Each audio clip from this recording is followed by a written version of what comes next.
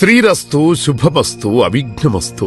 శ్రీ రాజశ్యామలాంబ సహిత దశమహావిద్య ఆలయం స్వర్ణ దేవాలయం గోల్డెన్ టెంపుల్ నిర్మాణం కొరకు లోకక్షేమార్థం దశమహావిద్య మహాయాగం 11 లక్షల కొబ్బరికాయలతో లక్ష్మీ గణపతి హోమం మరియు 11 కోట్ల కుంకుమార్చన కనక మహాలక్ష్మి కుంకుమార్చన సత్తుపల్లి శ్రీ లక్ష్మీ గణపతి ఆలయమునందు 108 రోజుల పాటు నిర్వహించబడును.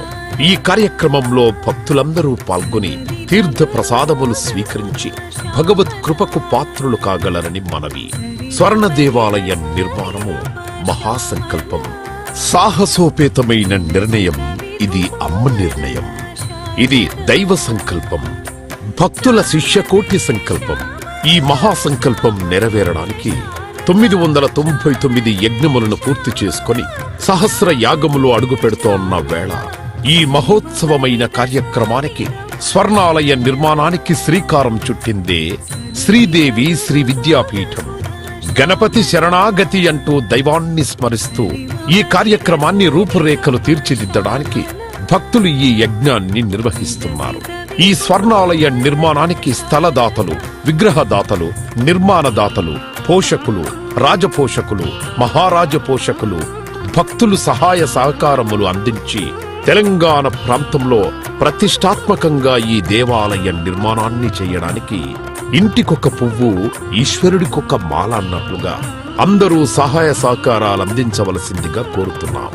ఈ ఆలయ నిర్మాణం వల్ల దశమహావిద్య ఆలయములు స్వర్ణాలయము మన తెలుగు ప్రాంతంలో యావత్ ప్రపంచంలో మొట్టమొదటి ఆలయముగా చరిత్రలో సువర్ణాక్షరాలతో లిఖించబడే సువర్ణ అవకాశమిది.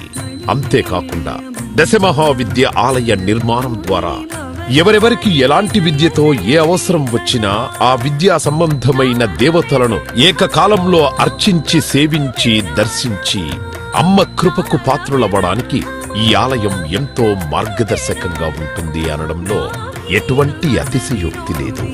అలాగే ఎలాంటి ఆర్థిక సమస్యలైనా ఎటువంటి సమస్యలైనా పరిష్కారమవుతాయి అమ్మ కృప వల్ల.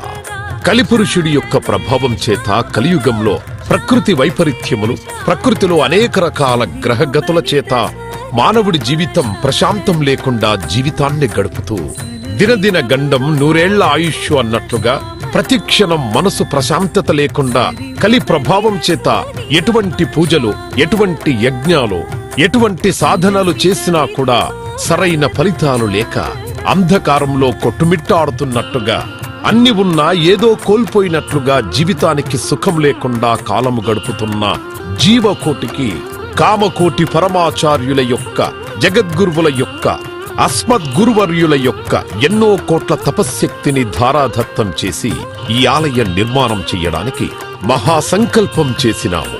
పూర్వజన్మలో దాన ధర్మాలు చేయడం వల్ల ఈ జన్మలో దాన ధర్మాలు చేసే శక్తి మనకు లభించింది.